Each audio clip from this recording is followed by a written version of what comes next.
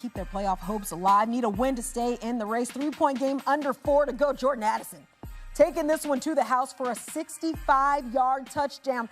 That right there is going to put Minnesota up 10. I believe I can fly. And he does just that. For the Lions, they have an opportunity to respond. Well, not so much. A high snap, Jared Goff trying to recover, but that's Minnesota ball.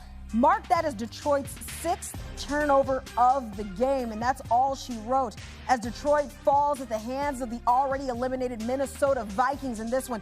8 total turnovers in this game, as Detroit didn't have much of an answer. Their offense couldn't get much going. Plenty of stalling throughout this game as the Vikings go on to win 23-10. Both teams eliminated from postseason contention, but the Packers now clinching a playoff spot with the Detroit Lions loss.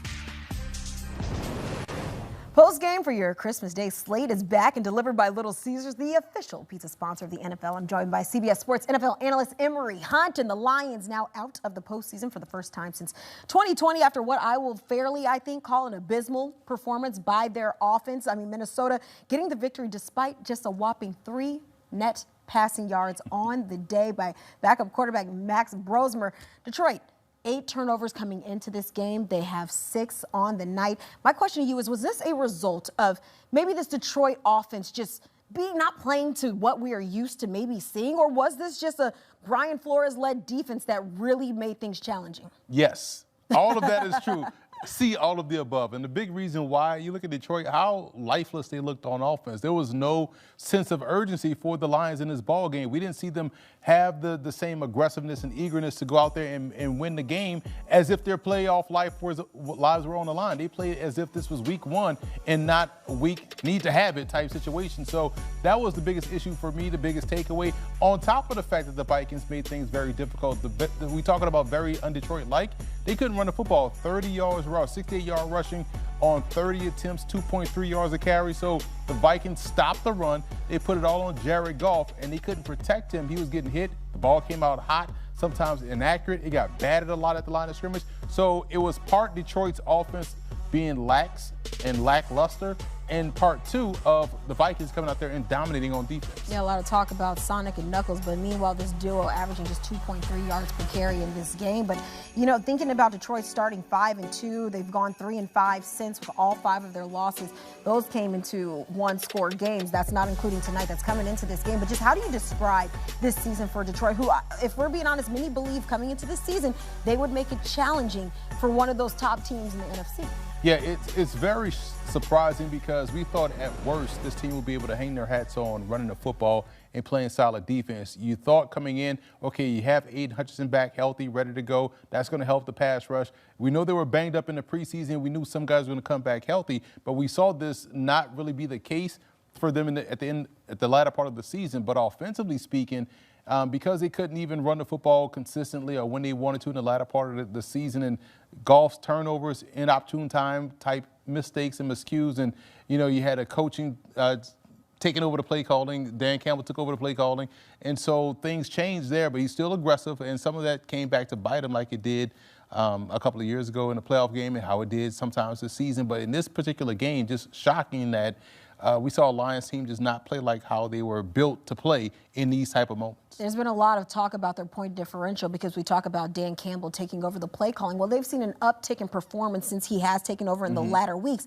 However, it's not quite reflecting when we're looking at what their record is right now. But I do want to look a little bit ahead because now you think about this Detroit team. This is back-to-back years prior to coming into this year where they had shortcomings into the postseason. This year, another year where they're expected to make a push for one of those top teams in the NFC. So what is next for this Detroit Lions team as we start looking ahead now to the offseason and them trying to maybe just gear back up for another postseason run potentially next year? Are they built for that? I think they are. And number one, because Brad Holmes, the general manager, does a great job in drafting and acquiring talent. That's why they're in the position they are in now in terms of the expectations in saying that, hey, we expected this team to be in the postseason and make a run for a Super Bowl. We saw them get to the NFC Championship game a few years ago. We saw them play deep into the playoffs last season. And so those are the reasons why you have confidence that they can get it done this offseason. Again, they started this year very banged up on the defensive line. They lost some key guys to injury, but they've drafted really well. And they have a lot of their key core players locked up under contract, and some guys even got those extensions. So they're fine from a personnel perspective. Yeah. A couple of glue guys they could sign back. Meek Robertson, they could try to re-sign and bring him back. I thought he was really good for them this year. The draft is coming up. We know how well they've attacked the draft, not only within the rounds, but also with the undrafted free agents. So I have no qualms that this team can return back to form and get back to where they need to be, because we saw Alim McNeil come back healthy toward the back end of the season, which is huge. That was a big part of their defensive line. Next year, they'll get Levi Onwukorike back, who missed the entire season because he got hurt in the preseason. So I have little worries about them not being able to sustain the level of play we saw from them in the last couple of years outside of this season. Okay, sustaining that play, but now it's not just that, because now you have to worry about the Bears. You have to worry about it may potentially the Vikings, but you're also looking at that Packers team who did lock up a spot in the postseason. So maybe more so of an uphill climb regardless of how they retool in this offseason. But let's stick with Minnesota for a little bit, because they are also now looking ahead to the offseason. But we got to think about what Brian Flores put together in this game. Yet another defensive masterpiece. What does this say just about a potential head coaching job in his future?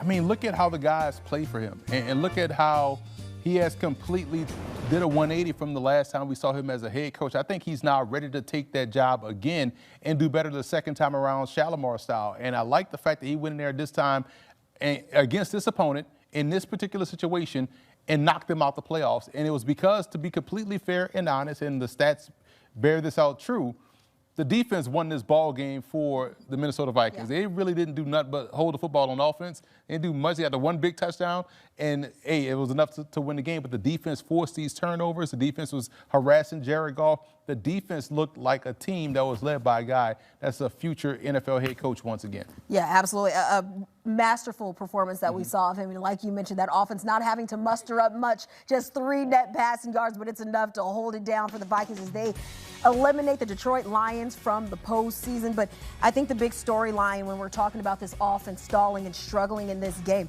take a look at their takeaways these past 5 games. Playing a clean stat sheet.